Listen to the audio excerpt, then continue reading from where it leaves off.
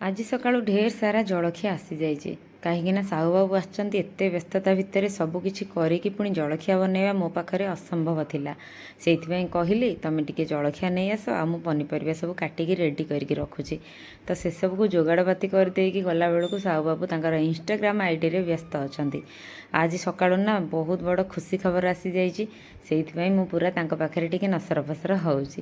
ଆଉ ଯିବାର ଅଛି ନା ପୁଣି ବ୍ୟାଙ୍କକୁ, ତ କ'ଣ ଖୁସି ଖବର ଚାଲନ୍ତୁ ଆଗକୁ ଦେଖି। ସେସବୁ କାମ ସାରିଦେଲା ପରେ ବାଡ଼ିରୁ ଆସିଥିଲା ଢେର ସାରା କଖାରୁ ଫୁଲ, ତା ସହିତ ଟିକେ କୋଶଳା ଶାଗ ଖାଇବି ବୋଲି ମନ କରିଥିଲି। ସାହୁବାବୁ ନେଇକି ଆସିଥିଲେ, ତାକୁ ଧୁଆଧୁଇ କରିକି ରଖିଦେଉଛି। ପିଠଉ କଲେ ସାହୁବାବୁ ଖାଇବେ, ଆଉ କୋଶଳା ଶାଗ ମୁଗ କଲେ ମୁଁ ଖାଇବି। ତ ଏପଟେ ଜଳଖିଆ ପତ୍ର ବି ବାଢ଼ି ଦେଲେଣି। ଗାଧେଇକି ପଳେଇ ଆସିଲେଣି ମାନେ ଭୋକ କିଏ ସମ୍ଭାଳିବ ମୋର। ସାଙ୍ଗେ ସାଙ୍ଗେ ଖାଇବା କଥା, ଖାଇ ଦେଇକି ପୁଣି ମେଡ଼ିସିନ ଖାଇବି। ତ ସାହୁବାବୁଙ୍କର ମୋର ବସି ପଡ଼ିଲୁ ଇଟିଲି ତରକାରୀ ଆଉ ସିଙ୍ଗଡ଼ା ଖାଇବା ପାଇଁ। ଆଉ ଏଇ ତରକାରୀ ନା ଆମ ଗାଁର ଫେମସ୍ ତରକାରୀ, ଯାହା ଆପଣଙ୍କୁ ମୁଁ ଆଗରୁ ଭିଡ଼ିଓରୁ ବି ଦେଖେଇ ସାରିଛି। ଆଉ ସ୍ୱାମୀ ସ୍ତ୍ରୀ ଦୁଇ ଜଣ ଯାକ ଖାଇ ନେଇଥିଲୁ। ଖାଇ ନେଇକି ରୋଷେଇ ସାରିଦେଇକି କେମିତି ଜଲ୍ଦି ମୁଁ ବ୍ୟାଙ୍କକୁ ଯିବି। ଆଉ ତ ଆପଣ ବ୍ୟାଙ୍କ ନାଁ ଶୁଣିକି ଆନୁମାନିକ ଗେସ୍ ତ କରିସାରିବେଣି।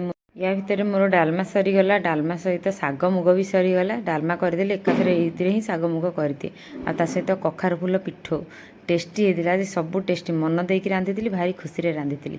ତ ଦେଖନ୍ତୁ ଫାଇନାଲି ମୋର ଆସିଗଲା ୟୁଟ୍ୟୁବରୁ ଫାଷ୍ଟ ପେମେଣ୍ଟ। ସେଇଥିପାଇଁ ଆମେ ବହୁତ ଖୁସି। ମୋ ଠାରୁ ତ ଅଧିକ ଖୁସି ସାହୁବାବୁ ଥିଲେ। ଆଉ ମୋତେ କହିଥିଲେ ସତରେ ତୁ ଇନକମ୍ କରିଛୁ ବୋଲି, ମୁଁ ବିଶ୍ୱାସ କରିପାରୁନି।